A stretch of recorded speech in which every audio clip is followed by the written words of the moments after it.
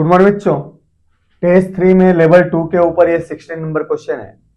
Question कह रहा है बच्चों, water of density rho flows with linear speed v through a horizontal circular rubber tube. जैसा कि डायग्राम में दिखाया गया है, एक रबर ट्यूब है जो हॉरिजॉन्टल सरफेस पे रखा गया है और इसमें v स्पीड से कोई भी लिक्विड फ्लो हो रही है जिसकी डेंसिटी क्या दे रखी है बच्चों, रो। अच्छा, अब आगे कह रहा है ना, अब आगे कह रहा है बच्चों, the radius of circular tube is R. भाई इस सर्कुलर ट्यूब का रेडियस कितना है आपके पास, आर। अच्छा, if diameter of cross section of the tube, इस क्रॉस सेक्शन का जो डायमीटर है वो कितना दे रखा है, डी। जो डी क्या है, सर्कुलर ट्यूब के रेडियस की तुलना में बहुत छोटा है। तो ऐसे केस में क्या फाइंड करना है, फाइंड टेंशन इन ट्यूब। जब इससे लिक्विड फ्लो होती है तो बताए कि इस ट्यूब में, है ना, ट्यूब में कितना टेंशन डेवलप हुआ है, अर्थात कि टी की वैल्यू क्या है। और हमारे पास टेंशन के लिए 4 ऑप्शन है, जिसमें से ऑप्शन बी क्या है बच्चों, सही है ना। अर्थात कि लिक्विड जो फ्लो हो रही है इसमें, उसके कारण ट्यूब में टेंशन इतना डेवलप हुआ है। ठीक है बच्चों, तो चलिए इस क्वेश्चन को करते हैं और देखते हैं कि लिक्विड के फ्लो होने के कारण इसमें टेंशन इतना कैसे आता है। देखते हैं बच्चों।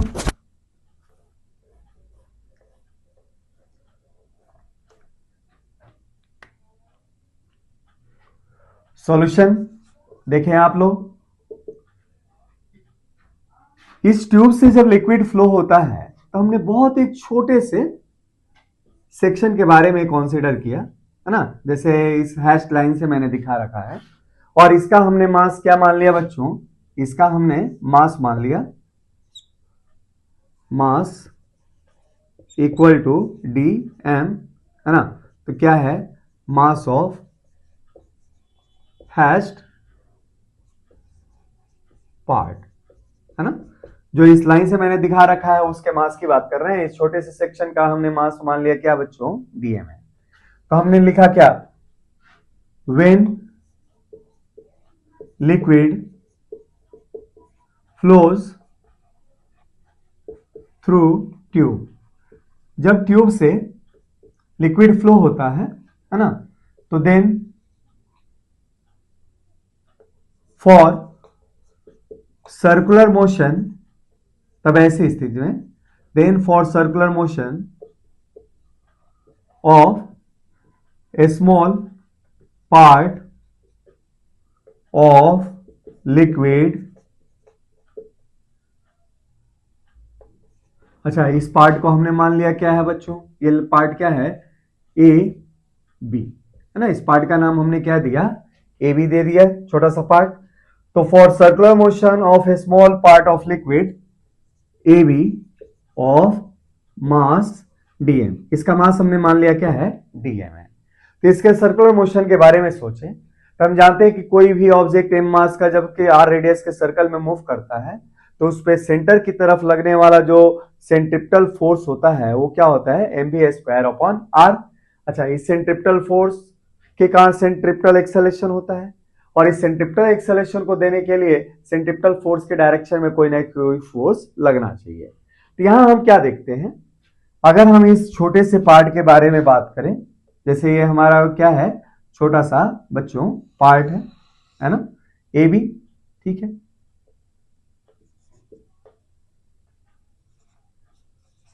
अच्छा, ये सेंटर रहा हमारा, आर आर रेडियस रही बच्चों।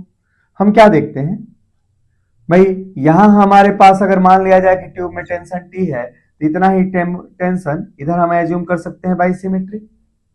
और मान लिया जाए छोटा पार्ट भाई सर्कल के इस सेंटर पे कितना एंगल सबटेंड करता है, 2 थीटा, जिसको वहां दिखाया गया है, यहां से एक लाइन लिया गया है ना ऐसे, ये भी थीटा और ये भी क्या है बच्चों, थीटा है।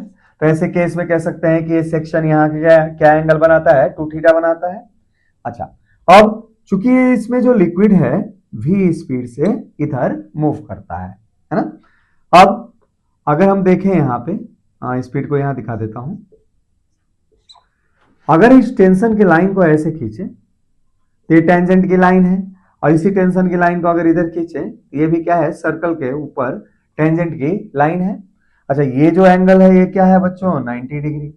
तो ये हमारे पास जो एंगल आने वाला है ये क्या आएगा, ये थीटा है ये 90 है, तो अपने आप हो गया बच्चों क्या 90 माइनस थीटा। और ये मैंने दिखा भी रखा है। आज सेम ये भी एंगल क्या हो जाएगा बच्चों 90 माइनस थीटा हो जाएगा। तो हमने लिखा for the circular motion of this part.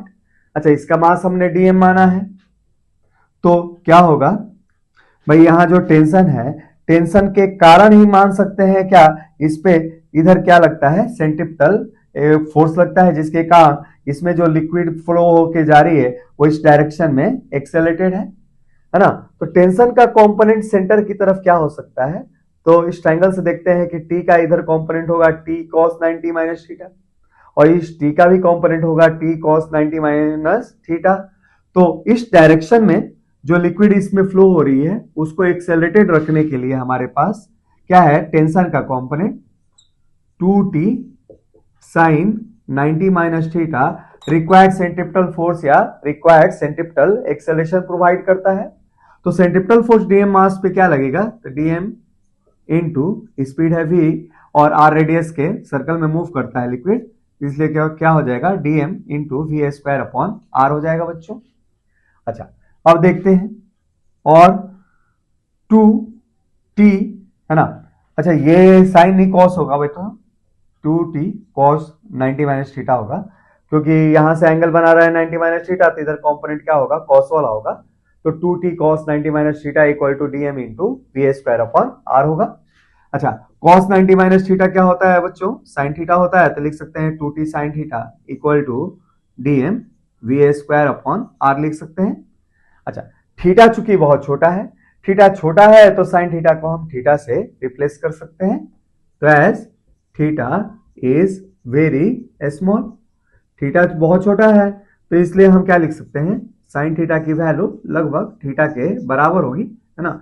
In radian हम इसको काउंट करेंगे, इन रेडियन। अच्छा अब आगे देखते हैं, तो हमारे पास क्या हो जाएगा ये, तो therefore 2t theta equal to DM V square upon R. अच्छा अब हमें टेंशन निकालना है, तो टेंशन की वैल्यू आ जाएगी इसमें क्या DM V square upon 2 theta. ठीक है बच्चों, अब देखते हैं हमारे पास आगे, इसको हटाता हूं बच्चों, इसको हटाया हमने।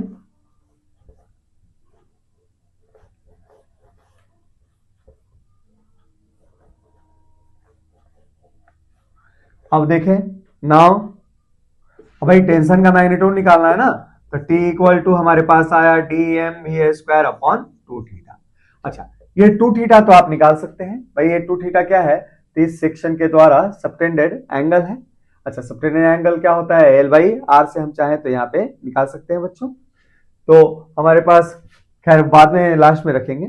अब आगे देखते हैं डीएम क्या है, यहाँ पे डीएम है इस हैश पार्ट में लिक्विड का मास।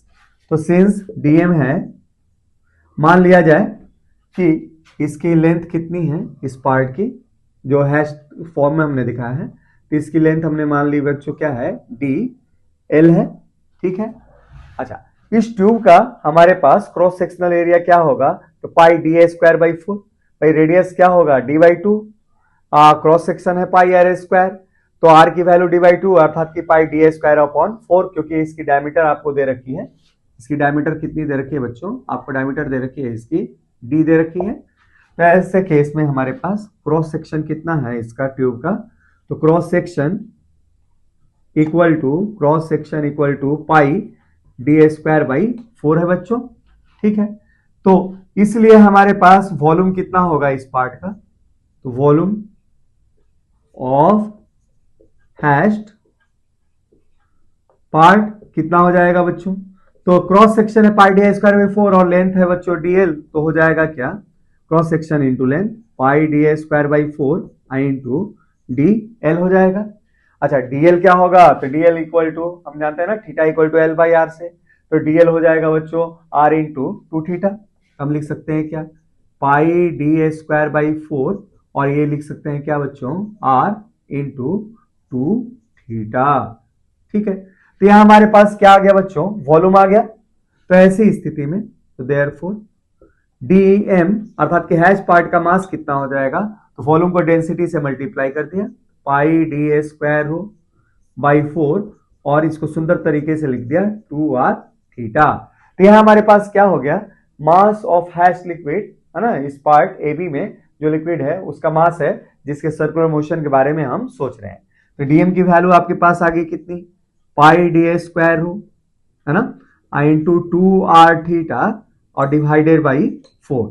ठीक है, तो इसलिए टेंशन की वैल्यू अब हमारे पास निकल जाएगी। तो टेंशन की वैल्यू आ गई बच्चों, डीएम के जगह पे ये रख दिया हमने, pi d a square rho into 2r theta i into v a square. अच्छा, डिवाइडेड बाई 2 थीटा था, तो इसको कैंसिल आउट कर दिया हमने। तो इसलिए टेंशन की जो वैल्यू आ जाएगी इसमें लिक्विड के फ्लो होने के कारण वो आ जाएगी बच्चों pi D square rho v a square है ना, और इसमें 4 छूटा हुआ है अपॉन 4। ठीक है बच्चों, तो इस तरीके से हमारा टेंशन इन द ट्यूब हमारे पास कितना आया, तो pi D square rho v square by 4, जैसा कि हाँ ऑप्शन में हमारा एक्सपेक्टेड था। ठीक है बच्चों, तो इस ट्यूब में अगर लिक्विड फ्लो हो रही है तो फ्लो के कारण टेंशन इतना डेवलप होगा। It is your last answer. तो चलिए बच्चों और सारे क्वेश्चन करते हैं इस टेस्ट के ऊपर। इस क्वेश्चन को बच्चों खुद से भी प्रैक्टिस कीजिएगा। ऐसे पैटर्न के डिफरेंट डिफरेंट टाइप के भी क्वेश्चन आते हैं, जैसे एक वायर को आप रोटेट कर रहे हो भी स्पीड से, तो उस वायर में कितना टेंशन आएगा, उस टेंशन के कारण क्या स्ट्रेस डेवलप होगा, स्ट्रेस के कारण क्या एक्सटेंशन होगा, या मान लो साउंड वेव में उस टेंशन के कारण वेव पल्स की स्पीड क्या होगी। तो ये टेंशन अगर डिफरेंट डिफरेंट फॉर्म में निकालना आप जानते हैं ना, तो किसी भी पैटर्न का क्वेश्चन हो आप इजीली उसको सॉल्व कर सकते हैं। तो ये तरीका आप देखिएगा जिस तरीके से टेंशन मैंने निकाला है, और डिफरेंट न्यूमेरिकल में आप प्रैक्टिस करेंगे। तो चलिए बच्चों अगले क्वेश्चन के साथ मिलते हैं हम।